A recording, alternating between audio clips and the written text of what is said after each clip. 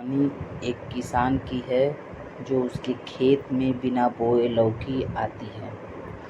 ये कहानी पढ़ के आप बहुत शानदार ज़रूर बोलेंगे एक बार। एक गरीब के किसान में बिना बोए एक लौकी का बेल निकल आई। किसान ने सोचा भगवान की देन है, बेल पर 3 बड़ी-बड़ी लौकियां लटक आई। किसान मन ही मन बहुत खुश हुआ। इसको बेच दूंगा तो घर के लिए थोड़ा सामान आ जाएगा। वह तीनों लौकियों को लेकर मार्केट में चला गया। एक कोने में बैठकर राहगीरों को देखने लगा। थोड़ी देर में गांव का एक मुखिया आया। उसने मुस्कुराकर पूछा, लौकी कितने की दे रहे हो? किसान हाथ जोड़कर बोला, मालिक 10 रुपए की एक लौकी है। मुखिया ने एक लौकी उठाई और ऐंठते हुए कहा, अच्छा, बाद में पैसे दे दूंगा। यह कहकर वह चला गया। बेचारा किसान हक्का बक्का रह गया।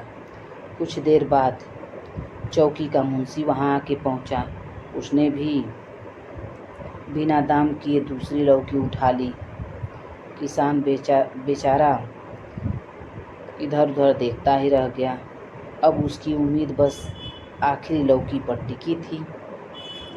वह आसमान की ओर देखते हुए बुदबुदाया कि हे प्रभु, कम से कम यह तो बिक जाए ताकि बच्चों के लिए कुछ चना लैया तो लेके जा सकूं। इतना सोच ही रहा था कि उसी वक्त दरोगा साहब उधर से गुजर रहे थे। उन्होंने कड़क आवाज में पूछा, लौकी कितने की दे रहे हो? किसान बेचारा सहम गया। उसे लगा अब ये भी लौकी चली गई। अब घर जाऊंगा तो क्या ले जाऊंगा, बच्चे क्या खाएंगे? फिर किसान सहम गया। उसे लगा अब यह भी लौकी चली गई। डरते हुए बोला, साहब, पहली 2 तो बड़े लोग ले गए, यह आप भी लेकर रख लो। दरोगा रुक गए। शक भरी नज़र से बोले, जरा साफ साफ बताओ तो। किसान कांपते कांपते सारी घटना कह सुनाई। दरोगा मुस्कुराए बोले, चल मेरे साथ। दोनों मुखिया के घर पहुंचे।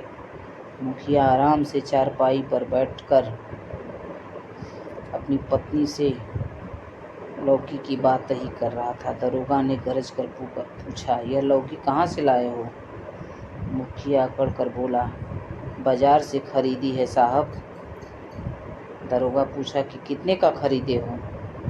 मुखिया चुपचाप नज़र झुकाई और किसान की ओर देखने लगा। अब दरोगा को जरा सारा माजरा साफ हो गया। उन्होंने सख्त लहजे में आदेश दिया, अभी इसी वक्त इस लौकी का किसान को 1000 रुपये दे दो, वरना चोरी के केस में अंदर कर दूंगा।